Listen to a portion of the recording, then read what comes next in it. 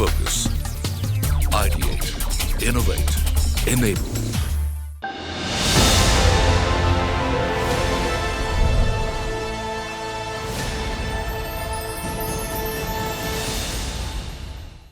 Hello and welcome to the Thought League. Today we are going to discuss the potential of an international financial services center and how it can become a gateway to really attract foreign capital into the country. And to discuss just that, we have an eminent panel on CNBC TV 18 with us. Let me welcome on the show Injeti Srinivas, who is the IFCA chairman, and we have with us Cyril Shroff of Cyril Amarchand Mangal Das. Gentlemen, so good to have you on CNBC TV 18. Injeti Srinivas, wanted to start with you on the potential that lies in the IFSCs in the country in terms of attracting FDI. Remember, in the post-COVID era, we have seen the influx already of foreign capital. Yeah, Nisha, it's a good question. Why this is essential for India? One, that India is one of the largest economies. Now, this large domestic economy of India needs a lot of capital. A lot of global capital flows need to be channelized into India. Notwithstanding the fact that we are one of the highest recipients of FDI, what comes into India at present is a small percentage of what we require. If we want to become a 5 trillion economy and later a 10 trillion economy, you need to attract much more than what you're attracting at present. I'll give you an example. Sovereign funds are very major players nowadays. Take the example of Qatar. The Qatar Sovereign Fund has a total fund size of about 650 billion USD. What they have invested in India till now is less than 1% of the total fund size. So there is a huge potential to be able to attract more investments from sovereign funds, from pension funds, from endowment funds, and also from other pooled funds. All right. So out of all the points that you mentioned and all positive towards the potential that this particular structure really has, one of the biggest takeaways is capitalizing on new pools of fund, because that's what India is looking at. The private equity players, the sovereign wealth funds who are already here can keep on reinvesting, but we need larger, newer pools.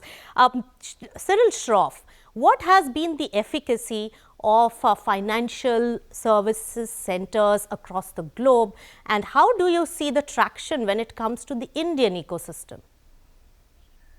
So financial centers come in various shapes and sizes, right down from the likes of New York, London, Tokyo, into various other types, which on the other end could be entities like Mauritius and Cayman Islands and others, and stuff in between, like Singapore, for example.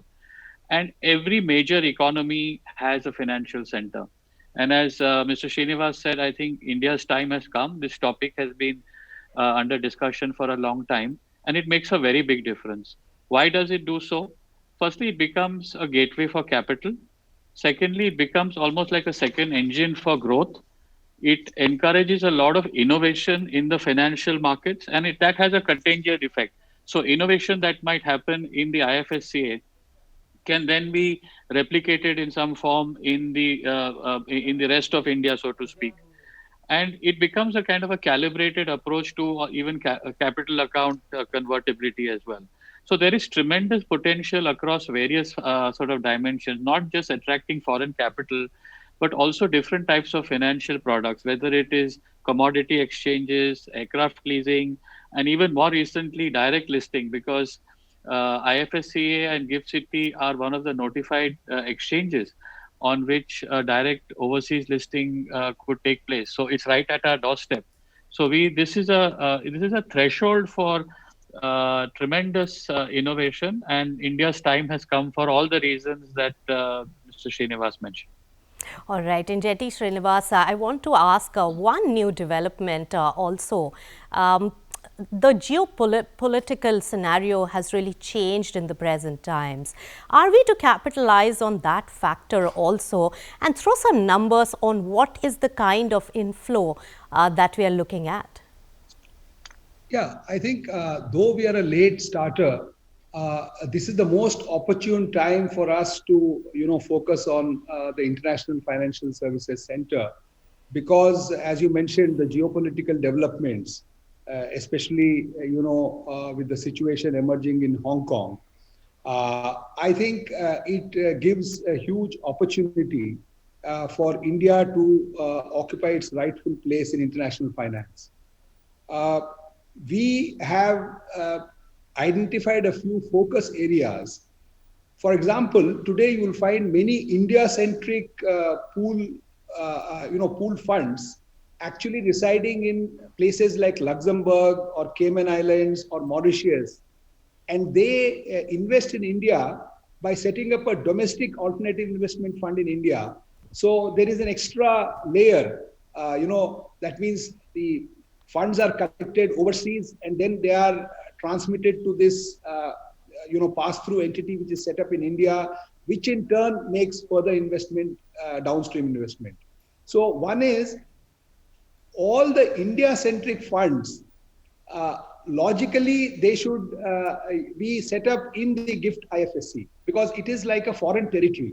Yes. It is like a foreign jurisdiction from FEMA angle, and there is full convertibility here. Yes. Whereas in the domestic economy, you don't have full convertibility. Sometimes that becomes a little issue.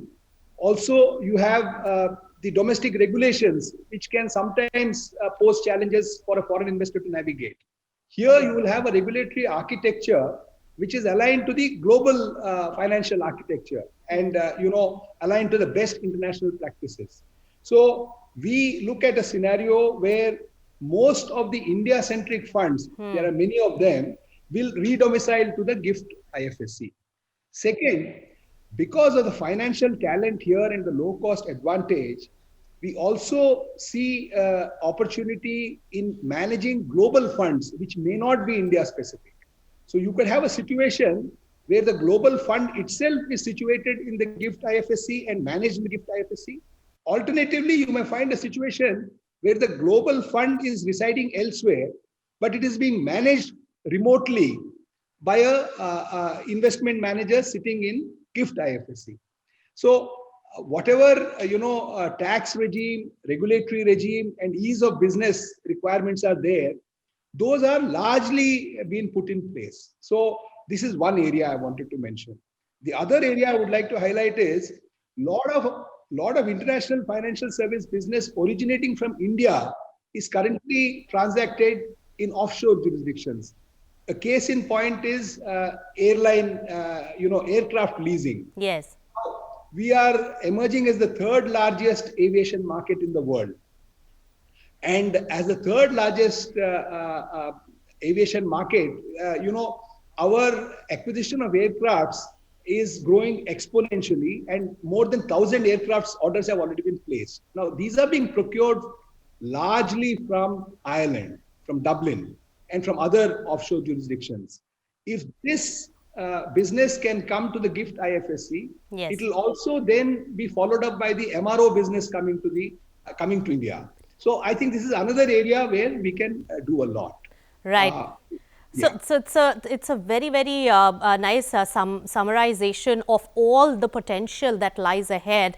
But Injetti Srinivas as well as Cyril Shroff, hold your thoughts there. We have a lot more to discuss when it comes to also the execution and challenges. So hold your thought. We'll slip into a short breather on the Thought League. It's been established that there is a huge potential in the IFSC development in the country and also in attracting FDI and putting India on the global map. But how easily executable are these ideas and what could be the challenges and hurdles? We'll discuss that and more when we return after a very short break.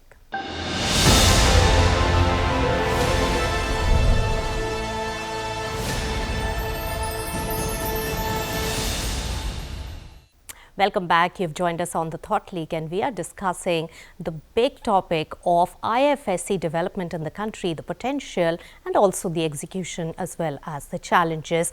Now, before we slipped into the break, Injetti Srinivas, the chairman of IFSCA, was enumerating the kind of potential and the development activities that can be done under this particular umbrella. But Cyril Shroff, What about the execution? How do you see the regulatory framework as well as the readiness of India to capture this particular promise and the potential that lies ahead? So just building on what Engineer Srinivas said, I think firstly there's a huge opportunity for the reasons that he mentioned, and there is so much loss of revenue that is taking place. I mean, the estimates are that in 2015 we lost about 50 billion, and if we don't do this by 2025, it could be over 100 billion. So the opportunity exists, and the way to get it is to create a very robust framework. Now, India has made progress on the regulatory framework. Apart from the SEZ Act, the IFSCA legislation, which is more recent and which has been notified and he has been appointed chairman, I think is the first major step. Now, this has to be followed by a lot of regulation around three topics: on financial products, on financial services, and financial institutions, and to create an enforcement and a legal framework which will support this. Remember that what you are doing is that you have created actually a regulatory island which is separate from the territory of India in a fictional way. And therefore, it needs a very clear cut regulatory framework for it to be credible in the global markets, and by which, on the basis of which you can attract foreign capital. So there is a choice of a legal system that has to be made.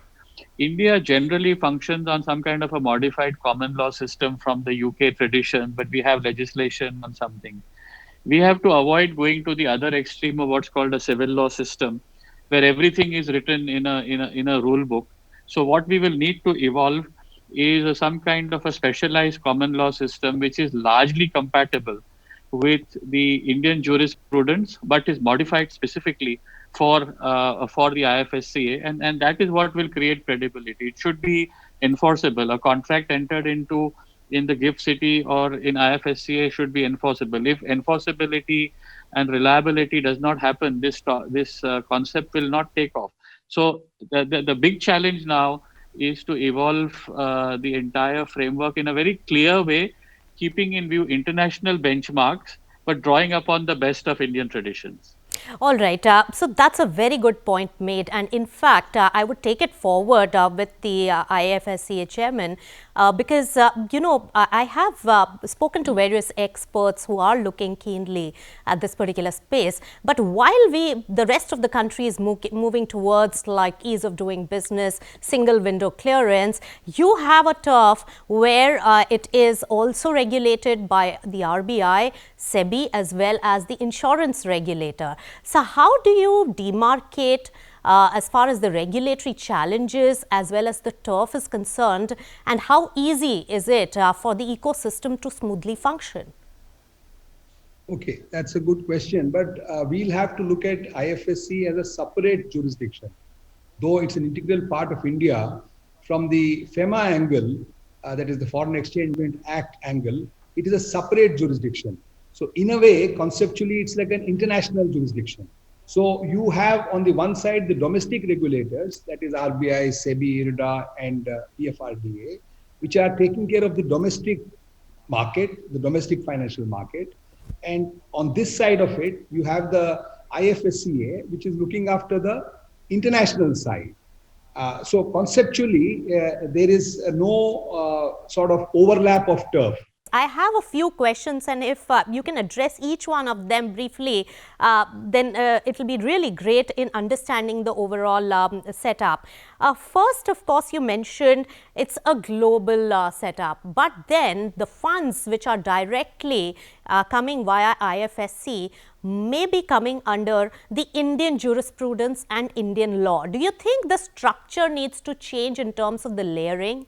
Second, when it comes to the RBI's allowance on LRS scheme, there have been many restrictions, and there has also been the net worth restriction. All this also impacts the liquidity and the robustness of this structure. How do you address these problems?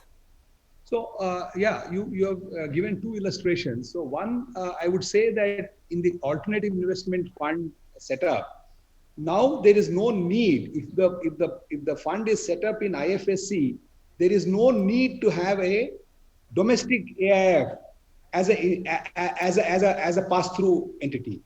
this fund which is sitting in the IFSC can directly invest into India, into various companies, subject to whatever FDI, FPI restrictions or norms are existing. So that is one. So it makes things much more simpler. Second, with regard to liberalized remittance scheme, the scheme actually allows every Indian citizen to invest up to $250,000 per annum in permissible current account, capital account transactions. Now, this also has been opened up. That means the IFSC jurisdiction has also been opened up to the resident Indian residents under the current regulations which have been notified by the IFSCA. Sure. Yeah, so they can do it. Of course, this point you have said about net worth, this is a conscious decision, Nisha, because you see, you don't want small retail investors to start putting their money here. We would first like to, test this, experiment this with large investors. That means people having 1 million USD net worth or more. And thereafter, we may sort of think of coming down. Making it so it will be flexible and it will be relaxed later on, like most of the other instruments of investment also that we have seen in the country. But Cyril Shroff, given the setup that it works in, and with global funds and global companies involved in cross-border transactions, it could be really a breeding ground for many disputes going forward as it becomes larger. What do you have to say about the dispute resolution mechanism and how smoothly can that work? So there are two parts to it. First, let me address the legal system part and then the disputes part. So just to build on what Injeti said, I think first there has to be clarity that this is a separate regime. Yes. So the key thing is that the IFSCA legislation applies the IFSCA, allows the IFSCA authority to disapply many laws in the country, including many of the provisions, say like FEMA or the SEBI Act and others, and to create an island of sort of regulatory sort of possibilities. And that is what they are going to do. So that, I think, reduces the possibility of conflict of laws, because otherwise you will have overlapping regimes and something will fall through between the cracks, or you will have double compliance. So that is going to be one major area of legal conflict which will get sorted because of the way this has been envisaged. Now, the second topic on dispute resolution. So enforceability of contracts is going to be extremely important, because many of the financial and corporate relationships are going to be based on contracts. And the international community invests on the basis of enforceability of contracts. So you have two choices. Either you create a special legal system within IFSCA and a special court system, or you rely upon the courts of India. And that problem has yet to be resolved. But in any event, whichever court system applies this, will have to apply these special laws. And this is what we are seeing in other financial centers as well. The second part is of private dispute resolution, which is arbitration. So one of the big developments that will have to take place is to create an arbitration, a very enforceable, strong and efficient arbitration system for disputes between private parties who are functioning in IFSCA. So there could be disputes between a party and the IFSCA authorities, or between somebody in the rest of India, and then disputes between two parties within IFSCA. And arbitration is going to be a big part of the answer. All right. So many legal tangles also expected, as is the case with any new structure and new setup that comes in vogue. But Injeti Srinivas, how will you dispel the perception of these mechanisms being used as for round tripping of funds or for black money entry into the country? So there are very well set out mechanisms, both domestically and internationally. So within the domestic context, we have this PMLA, Prevention of Money Laundering Act. It has very strong KYC requirements where, the identity of the person, transacting, the source of money. There are mechanisms to keep a tab on all of that. More importantly, because these are cross-border transactions, you have what is known as the Financial Action Task Force. This framework is there, and they have certain compliance requirements from all jurisdictions. and we necessarily have to comply with those requirements to be, a credible financial jurisdiction. Apart from that, technology can play a very important role. Today, artificial intelligence, data analytics, all this can come to your support. So we are in the process of developing very strong supervisory technology and regulatory technology frameworks, which can support us and counter any such wrongful activities. Right. Most importantly, we also are trying to have bilateral networking with major jurisdictions. And so all this put together will give us the requisite capacity to deal with this. And on perception, I think India has a high reputation on these matters. And since we are, we are ultimately an Indian entity, I think there are no perception issues at the moment. Interface with your various clients, the companies and the global investors. What is the perception that is building and how soon can this take off? I think there's very high level of interest in this concept. Its time has come.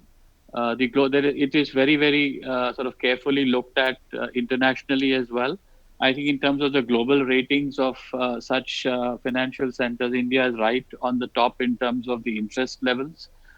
There is a lot of opportunity for financial innovation, whether it is fintech or whether it is in terms of more digital banking or for the various products that we spoke about, like aircraft leasing or commodity exchange, like gold exchange, for example. So there are many streams which will converge into this. Direct listing will be another one. So my own sort of prediction is that this is going to be very successful. It is more important, however, to get it right in terms of the legal and policy framework and the infrastructure that we create. So I think the right approach to this would be to make haste slowly, rather than to rush into too many things and then something goes wrong, but to rather do it very systematically. And we couldn't have had a better leader for making this happen. So I'm very positive, and I think this is one of the great new ideas for India's future. All right, on that positive note, I must thank both you gentlemen, Cyril Shroff as well as Injeti Srinivas, for joining us right here on the Thought League on CNBC TV 18. So that was quite a riveting discussion, and given the fact that the COVID-19 post-era has really eliminated most of the boundaries, the time could be opportune for setups like IFSC to capitalize and put India in that global map. With that, it's a wrap on the Thought League. Thanks so much for tuning in.